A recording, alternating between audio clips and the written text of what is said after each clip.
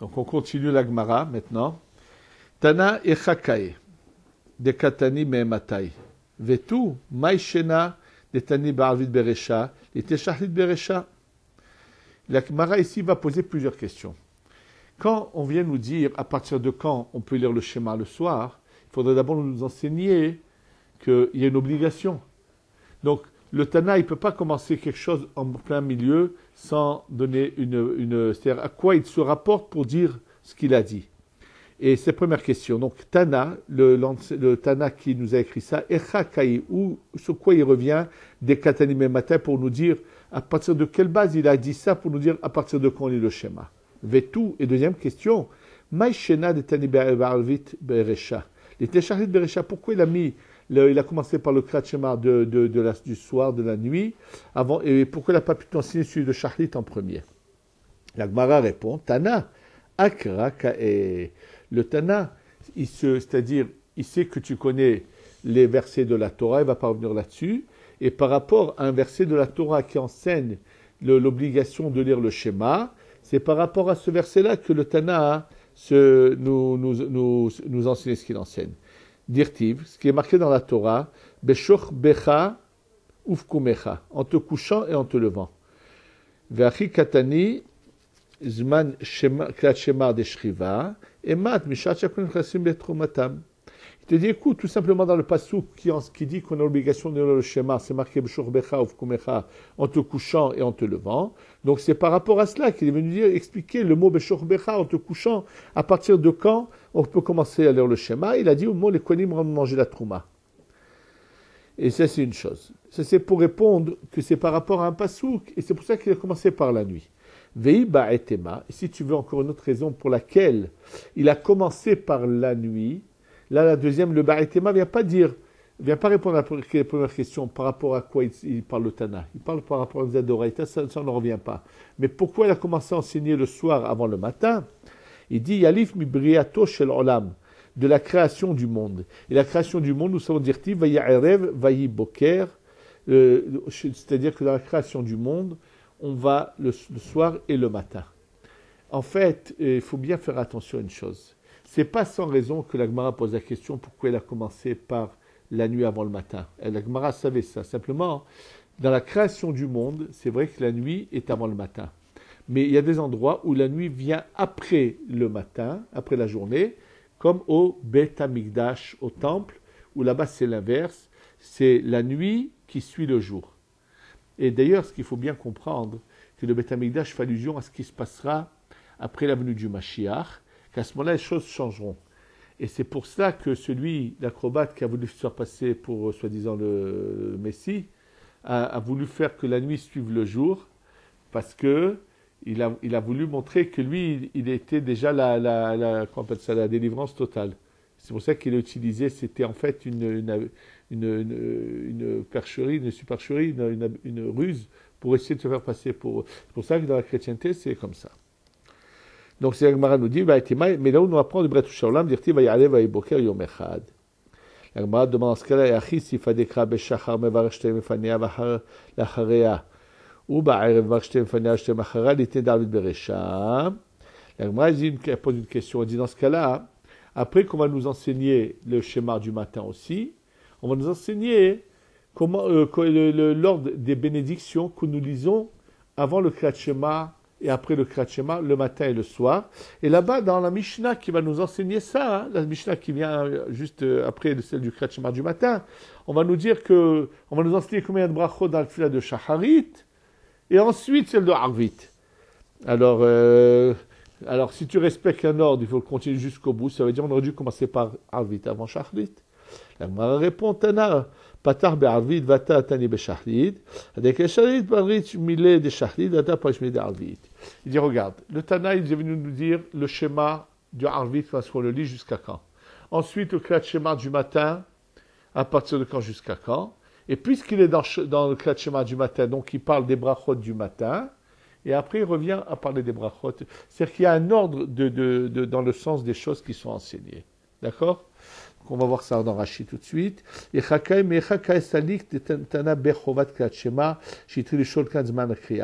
dit Rashi, c'est d'où c'est qu'il vient qu'il a enseigné où c'est qu'il y a l'enseignement de l'obligation de lire le schéma, pour qu'ici il nous pose la question à partir quand est-ce le moment de le lire.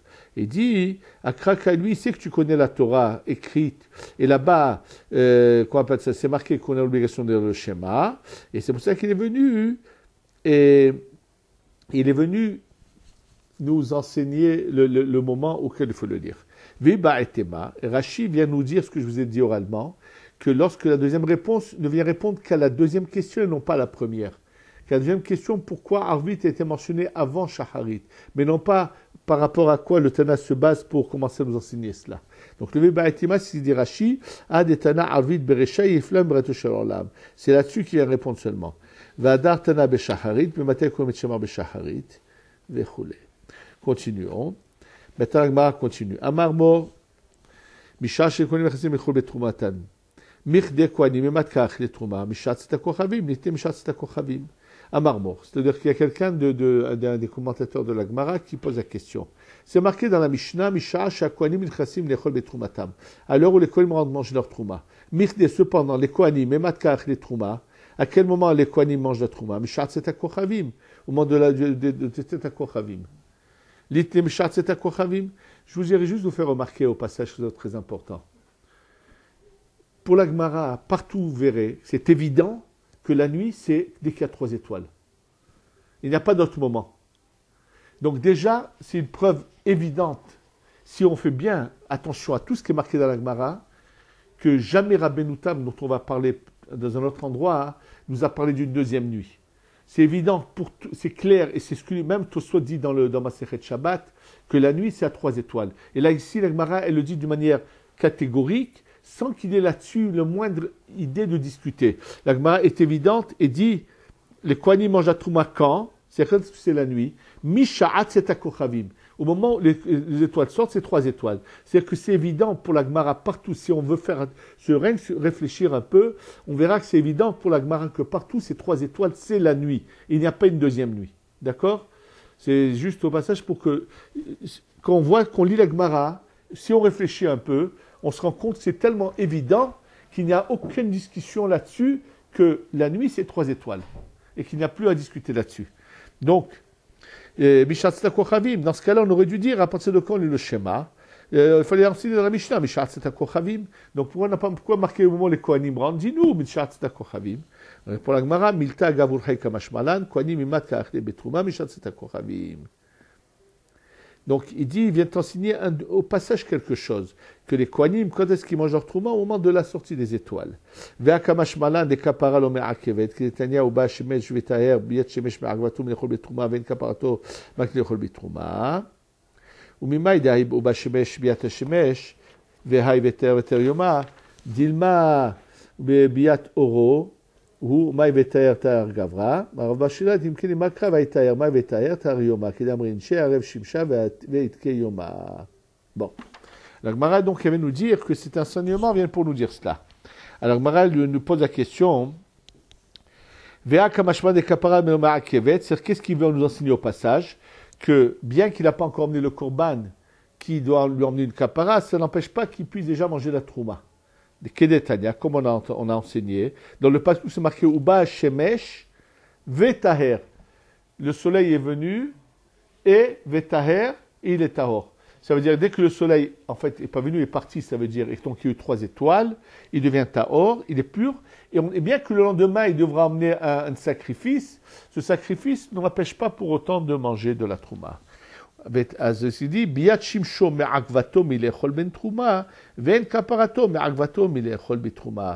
De ce passage, j'apprends que il faut attendre que le soleil soit parti, c'est ça qui l'empêche de manger de la trouma, bien qu'il ait été au mikvé bien avant, en journée, mais il devra attendre la nuit pour manger de la trouma. Ve'en kaparato, mais son kapara, son sacrifice qu'il doit emmener, ne l'empêche pas de manger de la trouma. Là-dessus, on va poser la question, Umimai de hayuba shemesh biat shemesh, ou ve'hay vetaer vetaer yoma, qui te dit d'expliquer que, qu'on appelle ça, que le Shemesh, ça veut dire que le soleil s'est couché complètement et que lui, il a été pur, qu'il s'agit de la pureté, que le jour, une fois que le jour est passé, il est pur.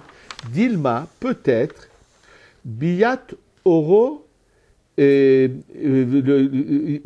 peut-être qu'il s'agit en fait de Shemesh, ça veut dire au contraire, je veux dire quand le soleil éclaire le matin, c'est tout à fait l'inverse. Ça veut dire, je vais te dire autre chose. C'est pas que le soleil se couche, puisque Uba Shemesh, je pourrais l'expliquer différemment. C'est Gemara dit, Diat Biat Orohu, ou Maï Vetaher, Taher Gavra, Exer Vetaher, et donc la personne est devenue Tahor, d'accord? Amarava Barshila Timken Imakra Vaïtaher, Veilletaher. Si c'était que après que le soleil vienne, il va se purifier, il aurait dû dire au futur, Veilletaher Isra Tahor. Maï Vetaher, et donc il est déjà pur. Taher Yoma, c'est-à-dire que dès que le jour est passé, c'est ça qui a fait qu'il soit pur pour manger. Kedam Rinchi, comme les gens disent, et Arev Shimsha Veitka Yoma. Le soleil est parti et le jour l'a purifié. On va voir Rashi là-dessus. Rashi Mishat Setakochavim, Sheu Gmar Biat Hashemesh Kedaerif Lekaman. C'est-à-dire que c'est la fin du coucher du soleil. Alors, il faut comprendre une chose, que ce qui dit Rashi, Biat Shemesh Kedaerif Lekaman, que cela veut dire? Ça veut dire que, en fait, ce qu'on appelle le coucher du soleil, c'est pas comme nous on l'imagine, que le soleil ne se voit plus, pas du tout. Tout le temps que la partie où le soleil s'est couché est rouge, ça s'appelle encore le jour. Et donc, en fait, comme le dit la Gemara ailleurs et le Rambam, qu'après qu'on ne voit plus le globe solaire du soleil, et donc c'est encore rouge dans l'horizon, et même s'il y a une étoile qui est visible, c'est encore le jour. Jusqu'à 2 étoiles, c'est encore le jour. Entre 2 et 3, c'est Ben Hashmashot. C'est au moment où le rouge du fond commence à devenir noir. Quand le rouge du fond est devenu complètement noir, il y a 3 étoiles et c'est la nuit. Et c'est en fait ces 13 minutes et demie des 3 quarts de mille dont parle le Shulchan Aruch, qui sont Ben Hashmashot, c'est entre 2 étoiles et 3 étoiles. Et c'est bien après qu'on ne voit plus le globe solaire. Et donc, c'est ce que Rashi nous fait comprendre ici. Shugmar biat Hashemesh. Ce que Rashi se disait, c'est à Koravim, c'est une fois que le soleil est complètement couché, ça veut dire que même l'endroit où il éclairait qui était rouge est devenu noir. Et à ce moment-là, on a 3 étoiles. D'accord? Voilà, c'est ce qu'il nous a expliqué. Pose Agmar la question, Dilma biat oro, sheye or Hashemesh bayom hashmini. Il s'agit de celui qui était impur pendant 7 jours et on attend que éclaire le jour le 8e jour. Et la personne deviendra pure en emmenant son korban. Après ça, il pourra manger de la trouma. Alors, donc peut-être c'est ça ce que veut dire le pasouk. Agmara dit, Imken, dit Rashi, c'est dans ce cas-là, c'est ça ce que ça veut dire. D'aïkra veter la shon sivouille qui doit se purifier en emmenant son korban. Hanima krav et yetaher. Il aurait dû nous dire le verset, et il devra se purifier, c'est-à-dire il devra amener son korban pour être pur. Maï veter, qui veut dire que c'est d'office qui devient pur, c'est quand il s'agit que le jour se finit et d'office il devient pur. D'accord? Comme disent les gens, Atkel Hashon Avar, Nitpana Mina Olam Hashemesh, donc le conseil est parti, la personne s'est purifiée.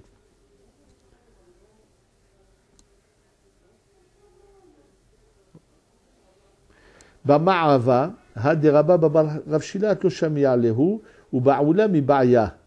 Il dit dans Bama'ava, c'est en Eretz Israël, parce que là on est dans le Talmud Bavli. Et ils disent qu'en Eretz Israël, ce qu'avait dit Rabba Babar Hana, qu'avait expliqué le Passouk, qui disait que lorsque le soleil se couche et ainsi de suite, eux ne le savaient pas, et donc, c'est-à-dire ce qu'on vient de voir qui est expliqué l'Imakra et Taher, eux ne connaissaient pas, ils n'avaient pas entendu cette parole, cet enseignement de Rabba Bar Hana, et donc ils se posaient la question, Hayuba Shemesh Biat Shimsho, Maï Vetaher Vetaher Yoma, Odima Biat Oro, Maï Vetaher Vetaher Gavra, ils ne savaient pas comment expliquer le Passouk, puisqu'il y a 2 possibilités qu'on vient de mentionner. Est-ce que ça veut dire que le soleil s'est couché, dès qu'il fait nuit, la personne est pure et on n'a pas besoin d'attendre le korban? Ou non, c'est que le soleil se lève et qu'il amène son korban. Après, ils ont apporté une preuve de la braïta qu'il s'agit bien que le soleil s'est couché, mais des katani braïta, siman adavar, c'est à kochavim. C'est-à-dire dans la braïta, il rajoutait un petit mot qui dit le siman, que tu sais que le kohen va manger la trouma, c'est à kochavim, que lorsque 3 étoiles sont sorties, c'est la nuit. De nouveau, donc vous voyez qu'à chaque fois pour la Gemara, c'est évident que c'est à Kochavim, c'est la nuit. Shema mina biat shimsho mai veter oter yoma. Donc de là, ils ont appris cet enseignement. Donc, il n'y a pas de Rashi là-dessus. Ami Braïta, oui, Rashi. Des Katané, des Kamal Braïta, Misha Shemou Nechassim Lechol Betrumatan, Veraya le Davar, c'est à Kochavim, Shomina en Kaparatan Me'akevet. Dans la Braïta, il y a un mot qui est rajouté qui enlève tout doute là-dessus.